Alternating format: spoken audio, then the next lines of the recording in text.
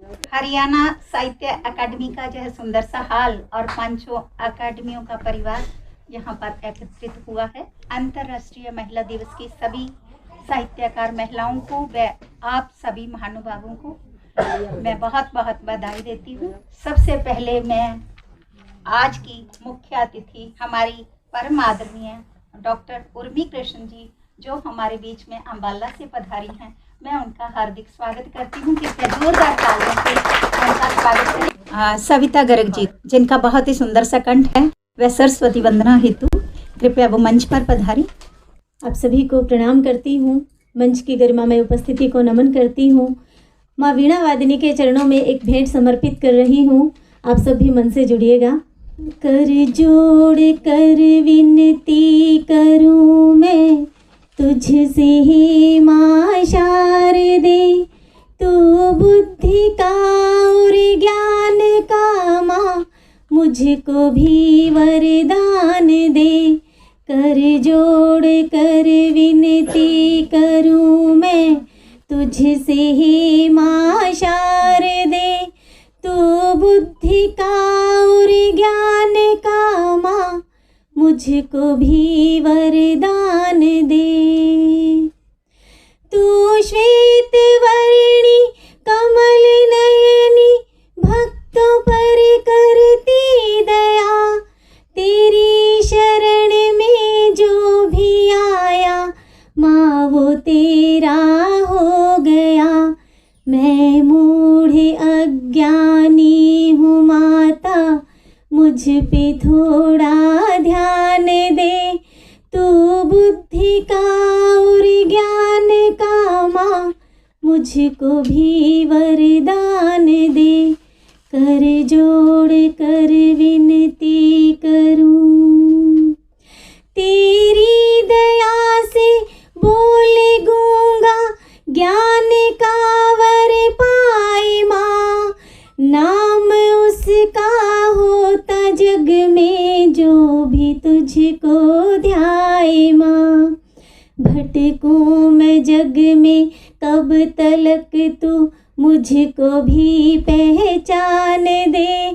तू बुद्धि का और ज्ञान का माँ मुझको भी वरदान दे। कर जोड़ कर विनती करूं, मैं आस लेकर आई मेरी आस पूरी कर दो माँ। झोली फैलाई बैठी हूँ मेरी खाली झोली भर दो माँ।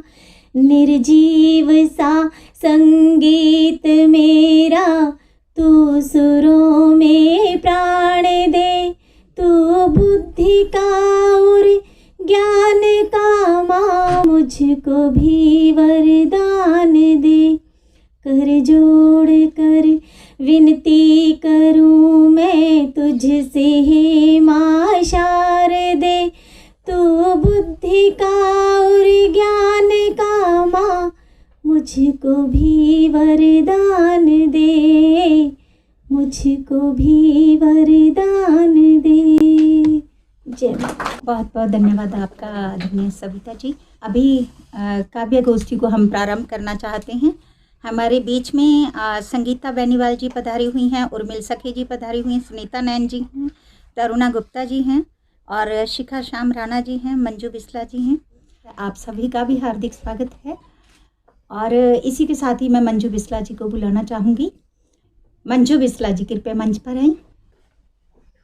मंच पर उपस्थित सभी गुणीजनों कवि गणों को मेरा सादर प्रणाम नमन और महिला अंतर्राष्ट्रीय दिवस की बहुत बहुत शुभकामनाएं।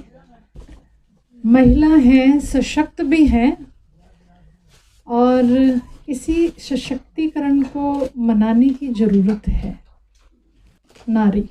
नारी है जीवन दात्री, नारी है जीवन दात्री।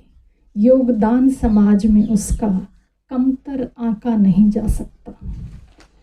वो दुर्गा है, वो है काली, वो दुर्गा है, वो है काली, वो है शीतल छाया सी भी, दे सुकून जीवन भर जो, दे सुकून जीवन भर जो, उस ममता को अल्पतर आंका नहीं जा सकता। हो गांव या हो शहर, हो गांव या हो शहर, या फिर चांद की बातें हों, हर क्षेत्र में उसने अपना परचम लहराया है।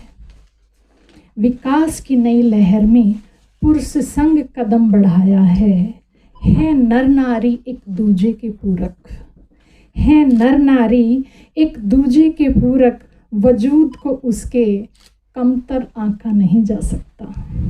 वो अंतहीन वो है आरंभ, वो अंतहीन वो है आरंभ, उसमें सृष्टि का अस्तित्व समाया है। वो मीरा सी दीवानी है, उसने राधा सा प्रेम निभाया है। वो लक्ष्मी सी है वीरांगना, वो लक्ष्मी सी है वीरांगना, सावित्री बन पतिव्रता सा धर्म निभाया है सहनशीलता और त्याग की मूरत, है सहनशीलता और त्याग की मूरत, हर युग में उसने अपना फर्ज निभाया है। अस्तित्व को उसके महज नारी दिवस से आंका नहीं जा सकता। यकीनन योगदान को उसके कमतर आंका नहीं जा सकता। धन्यवाद। धन्यवाद आपका मंजू बिस्ला जी। और मैं सखी जी को अनुरोध करती हूँ कृपया वो मंच पर आए। बहुत बड़ी वो कहानीकार हैं, लेखिका हैं, फिल्मकार हैं। वो थी तब, अब थोड़ी ना है वो जो तब थी अब थोड़ा ना है वो। तेरे छूटे साथ ने, हाथ से छूटे हाथ ने, दिल के आघात ने, रिश्तों की ताक ने, समाज की नाक ने उसे लोहा बना दिया। तेरे छूटे साथ ने, हाथ से छूटे हाथ ने, दिल के आघात ने, रिश्तों की ताक ने, समाज की नाक ने उसे लोहा बना दिया। अब वक्त के हथौड़े जब उसे कूटते हैं तो वो आह की आवाज़ें नहीं करती, बेबसी का लावा नहीं फूटता, बल्कि और चोट लगने पर वो और भी निखर उठती है। मगर उसका ये निखरा रंग अभी लोगों को कहाँ सुहाता है, उसका ये निखरा रंग अभी भी लोगों को कहाँ सुहाता है। कोई चुटकुला या कोई व्यंग्य उस पर छोड़ा जाता है। कहते हैं बेअसर है वो, कहते हैं बेअसर है वो, दरअसल बहुत असर होने के बाद बेअसर हुई है वो। दरअसल बहुत असर होने के बाद बेअसर हुई है वो। वक्त ने उसे सभी मौसमों की मार दी है, तब भी उसने अपनी ज़िंदगी संवार दी है, तब भी उसने अपनी ज़िंदगी संवार दी है। सैलाब, आफताब, घोड़ा, हिरनी, तितली, हसीन, जहीन, रिश्तों की ताक, समाज की नाक, हथौड़े, गूंगी चीखों, लोहे से बनी व्यंग्य में लिखी एक किताब है वो। सखी जिसे लोग अब पढ़ने लगे हैं, सखी जिसे अब लोग पढ़ने लगे हैं। बहुत शुक्रिया। और एक व्यंग्य की तरफ आती हूँ। व्यंग्यात्मक कविता है दृष्टि। दुकान पर ग्राहक मांग रहा था, भाई साहब दृष्टि आई ड्रॉप देना। दुकान पर ग्राहक मांग रहा था, भाई साहब दृष्टि आई ड्रॉप देना।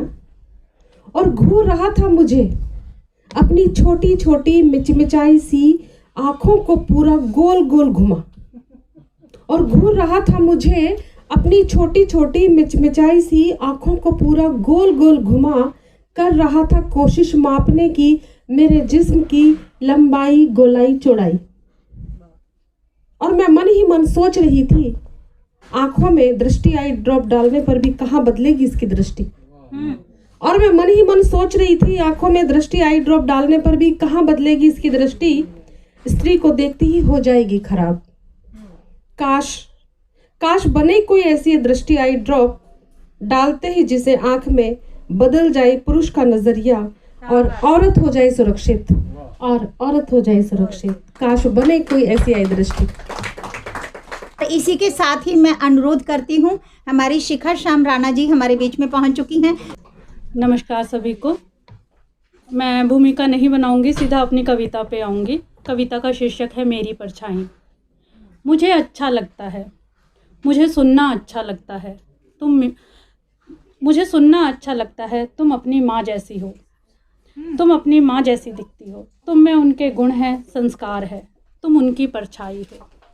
मुझे सुनना अच्छा लगता है, तुम अपनी माँ जैसी दिखती हो, तुम में उनके गुण हैं, संस्कार है, तुम उनकी परछाई हो। मेरी चाह एक प्यारी सी बेटी, मेरी चाह एक प्यारी सी बेटी जो मेरे जैसी दिखती हो।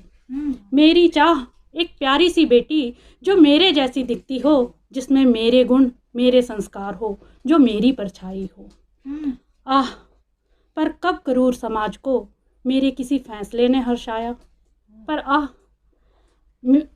कब क्रूर समाज को मेरे किसी फैसले ने हर्षाया, सदैव मेरा उपहास उड़ाया और जन्म लेने से पहले मेरी परछाई को मार गिराया। बिटिया मैं जानती समझती हूँ, बिटिया मैं जानती समझती हूँ, तुम्हें माँ से शिकवे शिकायतें हैं। बिटिया मैं जानती समझती हूँ, तुम्हें माँ से शिकवे शिकायतें हैं, पर मैं बेहद लाचार हूँ, तुम्हारी गुनहगार हूँ। मैं बेहद लाचार हूँ, तुम्हारी गुनहगार हूँ। विडम्बना ये मैं एक सोच विहीन नार हूँ, जिसके हर छोटे बड़े फैसले परिवार समाज देश लेता है, और मेरी परछाई को दिल की गहराई को, और मेरी परछाई को दिल की गहराई को मेरे सचेत होने से पहले ही अचेत कर देता है। धन्यवाद। बहुत अच्छा। और एक छोटी सी रचना है, साईं के जग का दिया। पथ पर मेरे कांटों के, पथ पर मेरे कांटों के जाल बिछाकर मत बैठो, पथ पर मेरे कांटों के जाल बिछाकर मत बैठो, अपने ख्यालों में बेमतलबी सी कोई तस्वीर सजाकर मत बैठो। मान लिया मेरे पुण्य का, मान लिया मेरे पुण्य का लोक अभी आलोप हुआ, मान लिया मेरे पुण्य का लोक अभी आलोप हुआ, मेरे कर्मों पर सशंकित से प्रश्न उठाकर मत बैठो। रूठ गया साथी राह का, रूठ गया साथी राह का, मुकद्दर रूठा मत जानो, मेरे आंचल के फरिश्ते को कदमों की बेड़ी मत मानो। मैं साईं के जग का एक दिया, मैं साईं के जग का एक दिया, बुझना ही जो सीख ना पाया, पथ के अंधेरे होने पर भी जो दूर तलक है टिमटिमाया। वाह, बहुत भावुक हो गई थी वो, क्योंकि कुछ साल पहले 1-2 साल पहले उनका साथी उनसे बिछड़ गए थे। और इसी के साथ ही मैं अनुरोध करती हूँ हमारी सविता गर्ग जी से, कृपया वो मंच पर आएँ। सविता कवित्री हैं, गीतकार हैं, गायिका हैं, उनकी 2 पुस्तकें प्रकाशित हुई हैं। एक बार फिर मंच की उपस्थिति को नमन करती हूँ। भूमिका नहीं बनाऊंगी, 4 पंक्तियों से आप सभी को जोड़ने की कोशिश करूंगी। जोड़िएगा कि नारी क्या है। संसार में संसार बसाती हैं औरतें, संसार में संसार बसाती हैं औरतें, 2-2 घरों पे प्यार लुटाती हैं औरतें, संसार में संसार बसाती हैं औरतें, 2-2 घरों पे प्यार लुटाती हैं औरतें, पत्नी बहन बेटी बहू माँ और प्रेमिका, पत्नी बहन बेटी बहू माँ और प्रेमिका, कितने ही किरदार निभाती हैं औरतें, कितने ही किरदार निभाती हैं औरतें। और नारी के पूरे जीवन का चित्रण एक गीत के माध्यम से आप सभी को जोड़ने की कोशिश करती हूँ। जुड़िएगा। नारी है आधार जगत का, नारी है आधार, करती है उपकार जगत का, नारी है आधार, बेटी बनकर पैदा होती, माँ के आंचल में वो सोती, बेटी बनकर पैदा होती, माँ के आंचल में वो सोती, सुना कर जाती है एक दिन बाबुल का घर बार, जगत का नारी है आधार, जगत का नारी है आधार, पत्नी बनकर करती सेवा, सूरत और सीरत से मेवा, पत्नी बनकर करती सेवा, सूरत और सीरत से मेवा, बन के बहू वो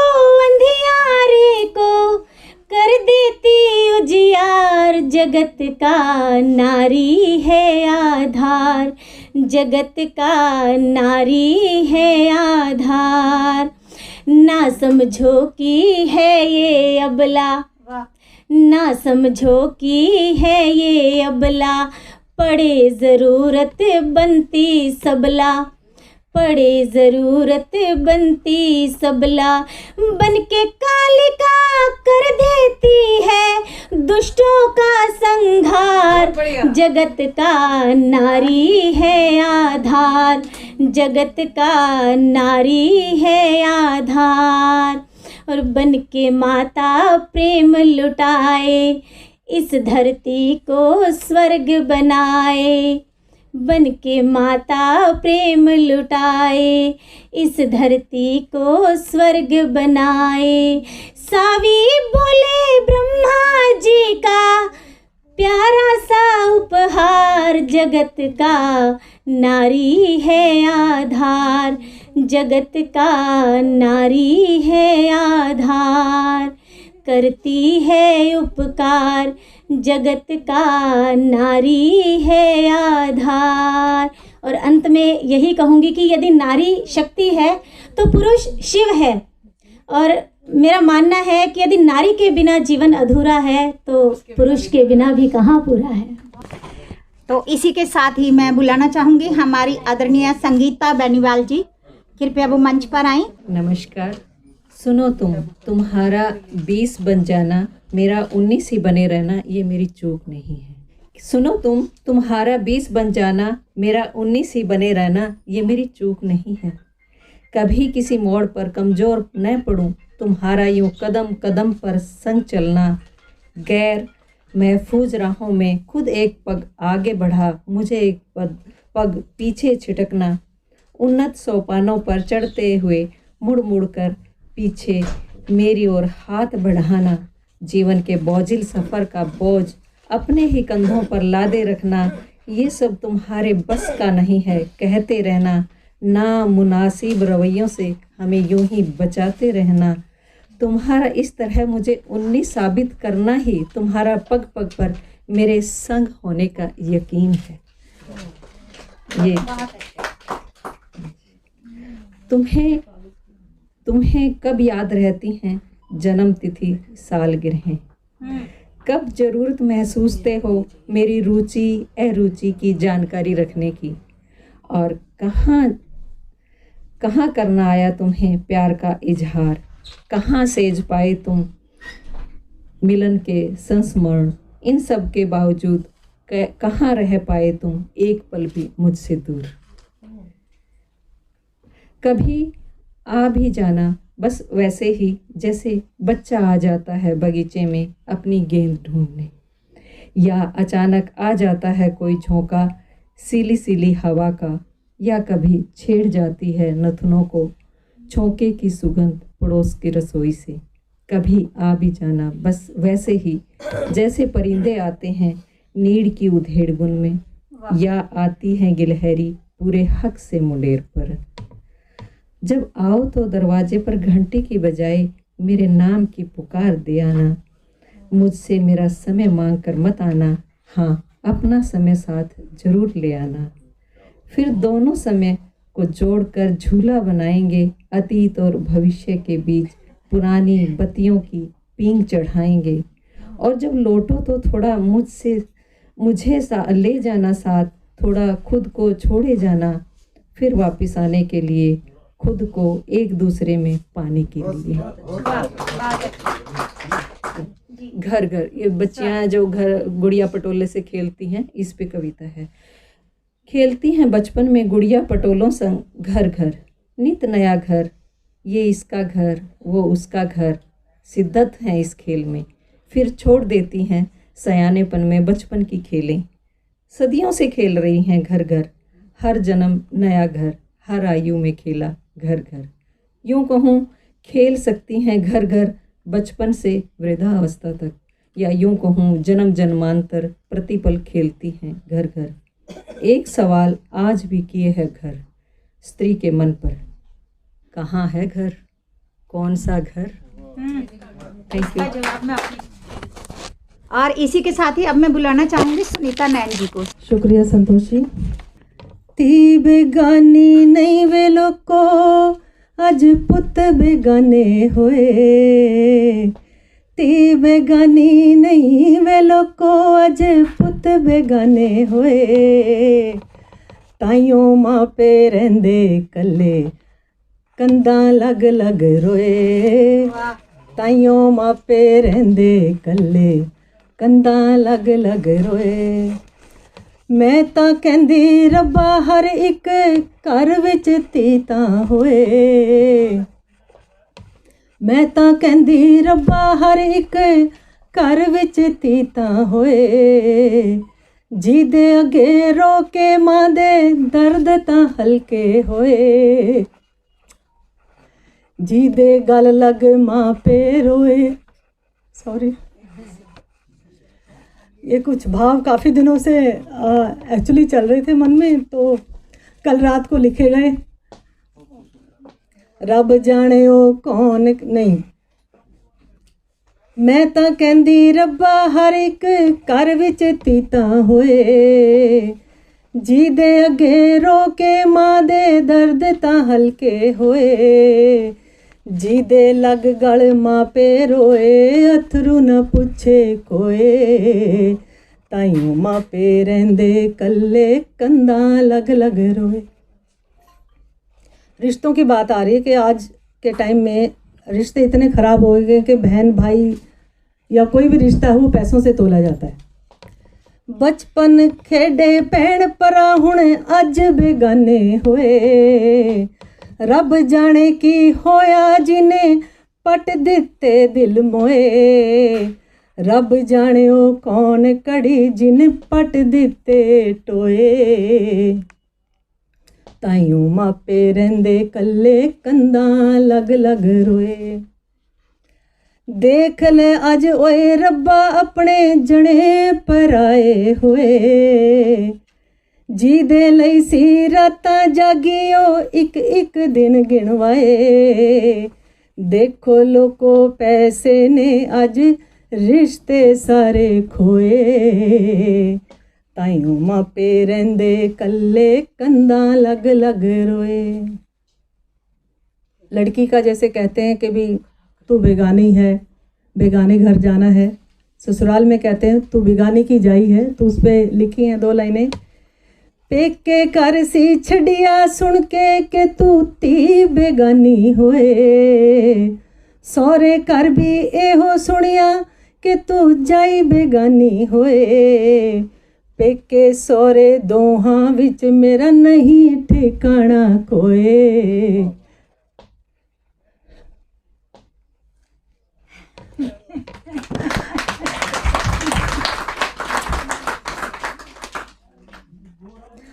ना रो, सॉरी, महिला दिवस है ये, तो महिला के ऊपर ही बोल रही हूँ कि महिला का एक रूप नहीं होता, महिला के बहुत रूप होते हैं।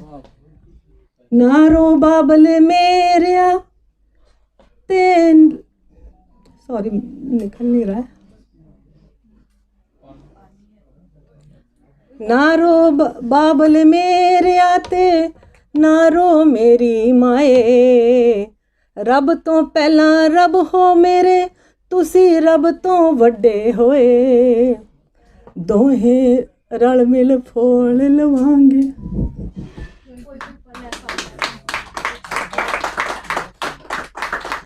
दोहें रल मिल फोल लवांगे, जिंदड़ी ने जो दुख बोए। पता नहीं आज कुछ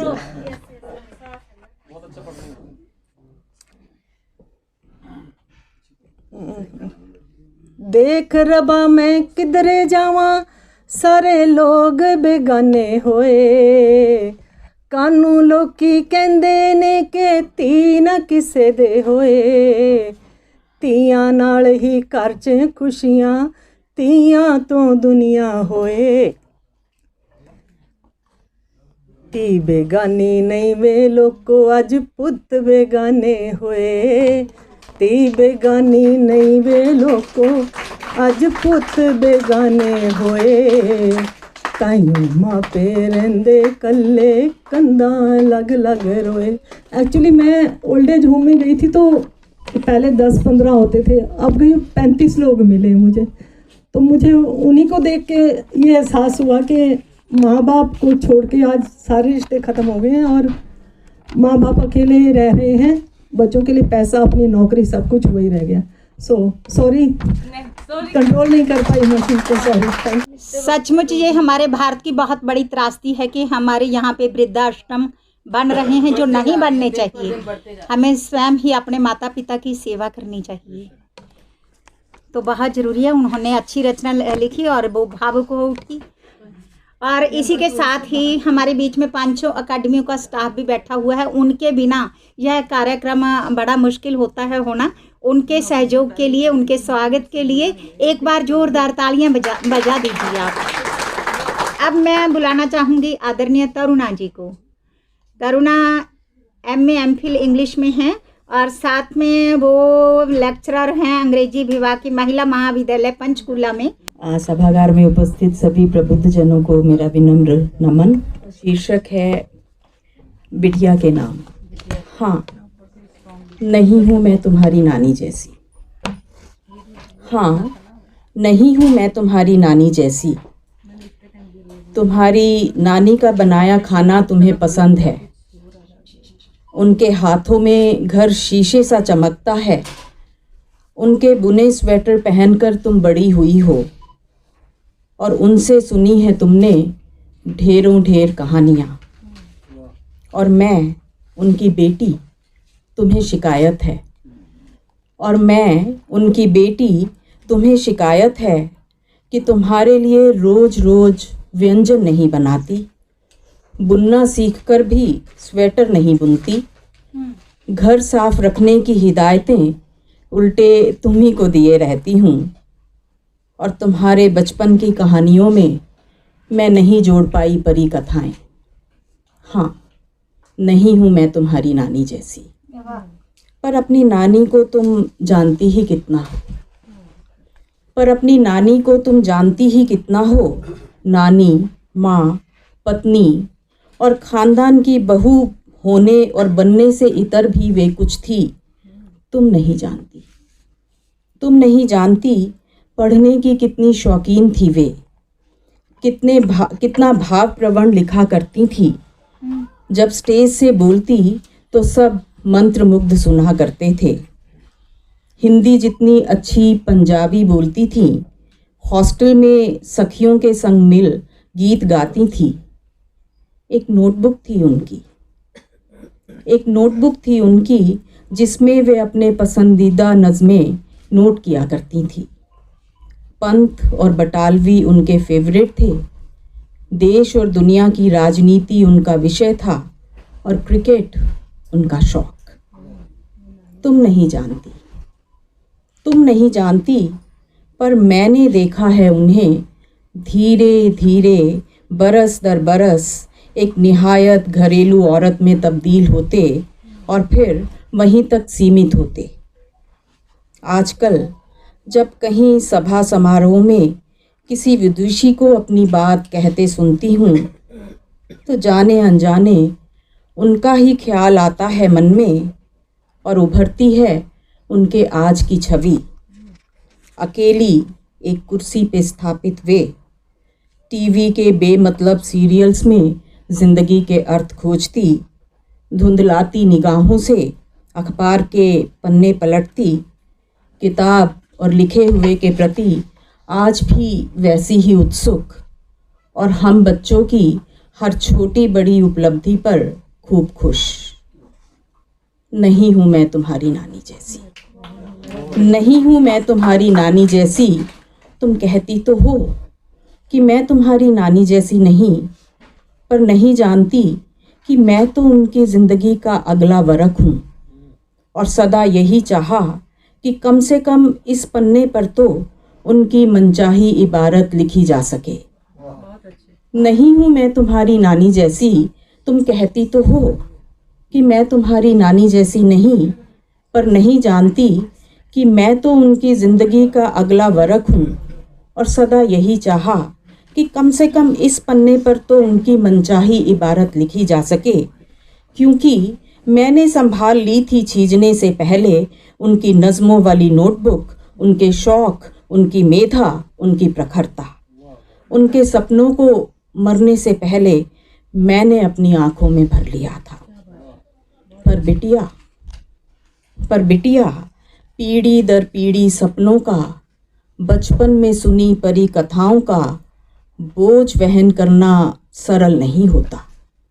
पर बिटिया पीढ़ी दर पीढ़ी सपनों का, बचपन में सुनी परी कथाओं का बोझ वहन करना सरल नहीं होता।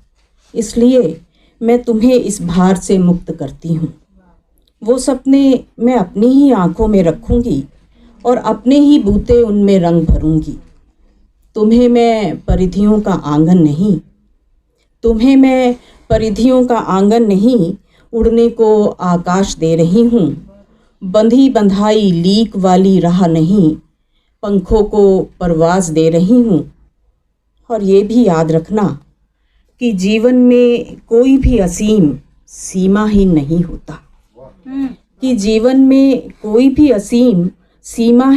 होता, और हर एक असीमित को सीमित होना होता है। नदी किनारों में बंधकर ही नदी होती है, वरना तो बस एक सैलाब जिसे उमड़कर खो जाना होता है। धन्यवाद। ये भी जानती हूँ मैं कि तुम और मैं चाहें ना चाहें, फिर भी कहीं ना कहीं मैं तुम में ही समाहित प्रवाहित होती रहूँगी। और हाँ, तुम्हारी नानी भी। तुम्हारी नानी भी। हाँ, मैं तुम्हारी नानी जैसी नहीं हूँ। जीवन के अर्थ तो खोज रहे हैं, क्योंकि हमने आदरणीय अध्यक्ष महोदय जी और मुख्य अतिथि जी को उनको सुनना है। परम आदरणीय डॉक्टर लालचंद गुप्त जी बैठे, हम उनको सुनना है। इसलिए मैं सबसे पहले अपनी कविता पे आती हूँ। जब तुम मुझसे मिलने आना, शिकायतों का पुलिंदा वहीं छोड़ आना। न कुछ कहूँगी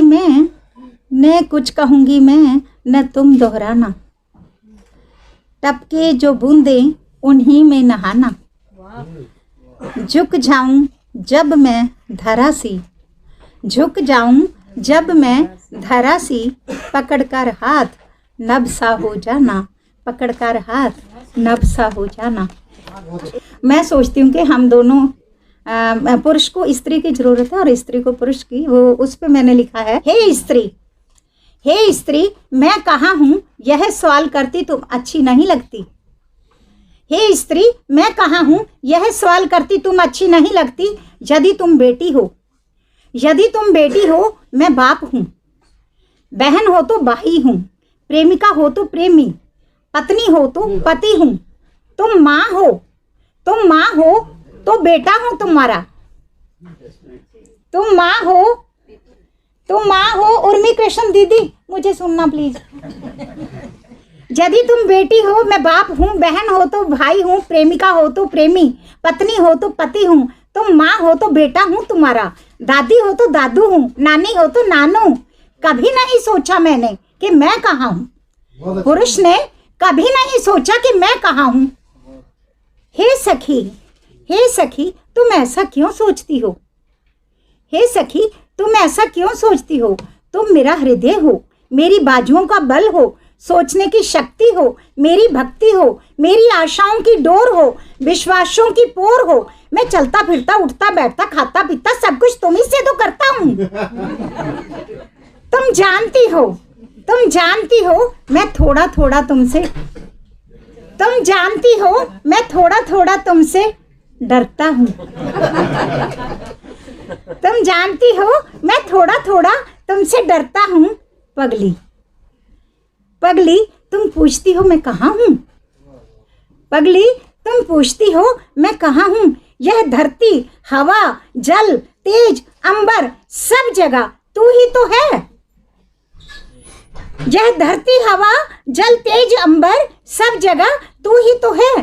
तुम मेरी अर्धांगिनी हो, तुम बिन मेरा कोई अस्तित्व नहीं। हम एक हैं, पूरक हैं एक दूजे के।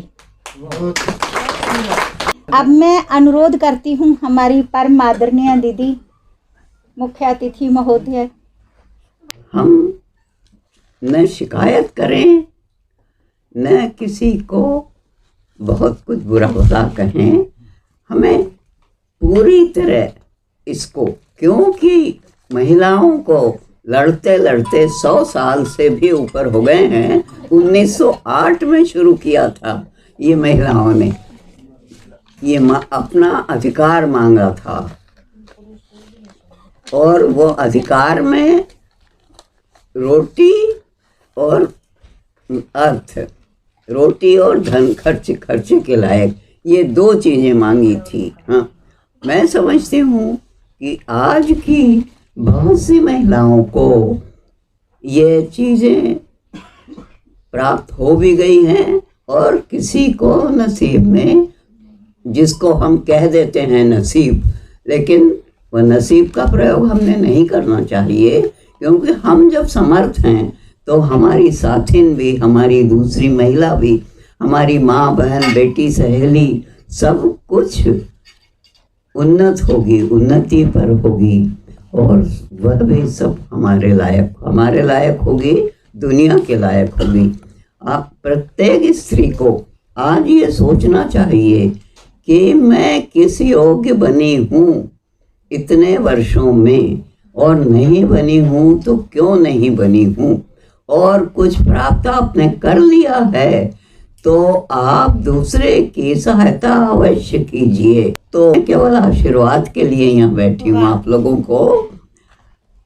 आप अपने को संवारें, अपने साथी को संवारें, अपने घर को संवारें। घर, लेकिन घर घर होता है और घर पति पत्नी दोनों से बनता है, परिवार बनता है।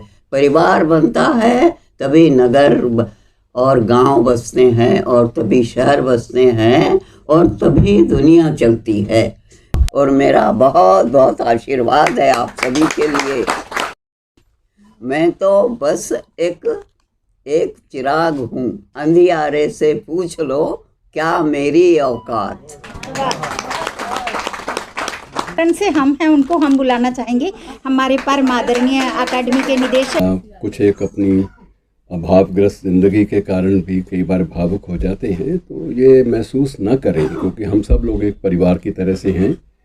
जो शून्य है उसको कोई नहीं भर सकता, लेकिन हमारा सबका जो परस्पर स्नेह है, एक अंडरस्टैंडिंग है, एक सूझबूझ है, आपसी समझदारी है, वो हमें बहुत कुछ दे देती है। और इसलिए कभी महसूस न करें। मैं जाति बार सिर्फ एक धर्मवीर भारती की एक कविता का उल्लेख ज़रूर करना चाहूँगा। मुझे वो संदर्भ इसलिए याद आ गया कि बहुत सारी हमारी देवियाँ कवयित्रियाँ भावुक भी हो उठी कि ये फूल मोमबत्तियाँ और टूटे सपने, ये सिंबल हैं, प्रतीक हैं। ये फूल मोमबत्तियाँ और टूटे सपने, ये पागल क्षण, ये काम काज दफ्तर फाइल उचटा सा जी, ये सब सच है। ये फूल मोमबत्तियाँ और टूटे सपने, ये पागल क्षण, ये काम काज दफ्तर फाइल उचटा सा जी, ये सब सच है। इनमें ना कोई किसी से कम, अंधी गलियों में पथ भ्रष्टों के गलत कदम, या चंदा की छाया में भर भर आने वाली आंखें नम। इनमें ना कोई किसी से कम, क्यों मेज़ों की कोरों पर माथा रख रख कर रोने वालों, ये दर्द तुम्हारा नहीं सिर्फ ये सबका है, कि ये दर्द तुम्हारा नहीं सिर्फ ये सबका है, और सबने है पाया प्यार सभी ने खोया है, और सबका जीवन है भार और सब जीते हैं, बेचैन न हो ये दर्द अभी कुछ गहरे और उतरता है, फिर एक ज्योति मिल जाती है।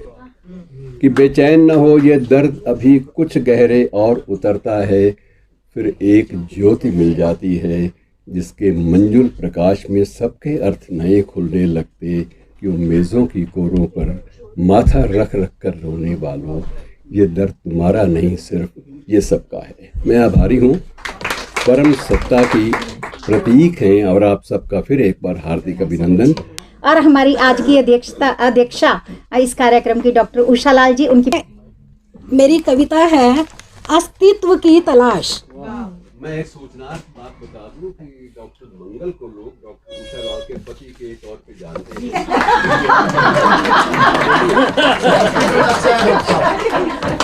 घर की मुखी ने मन को समझाया, शरीर को बहुत पेल लिया, अब अपने लिए थोड़ा समय निकाल कर आराम करूंगी।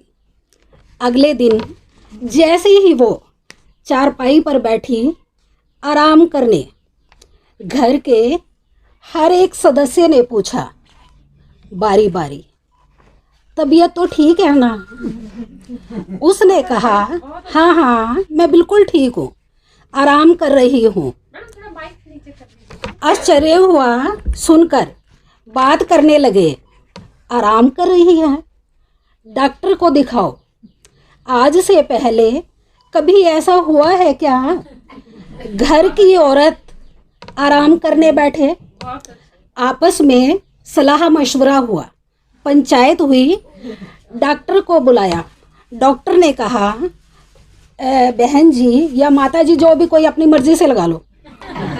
उसने प्यार से समझाया, मानसिक वेदना को संभालो, मन को घर के कामों में उसी तरह लगाओ जैसे पहले लगाती थी। उसने कहा वही तो करना चाहती हूँ डॉक्टर साहब, जो पहले नहीं किया अब करना चाहती हूँ। अपने लिए समय निकाल अस्तित्व को बचाना चाहती हूँ, नहीं कहलाना चाहती खुद से। क्या अस्तित्व है तेरा अपने ही घर में? धन्यवाद। आदरणीय डॉक्टर चंद्र त्रिखा जी से अनुरोध करूंगा और डॉक्टर लालचंद मंगल जी से कि वो आज की हमारी मुख्य अतिथि और हम सब के लिए प्रेरणा के स्रोत श्रीमती उर्मी कृष्ण जी को सम्मानित करें ताकि हम उनके आशीर्वाद से लाभान्वित हो। हम सब के लिए एक असीम प्रेरणा का स्रोत है।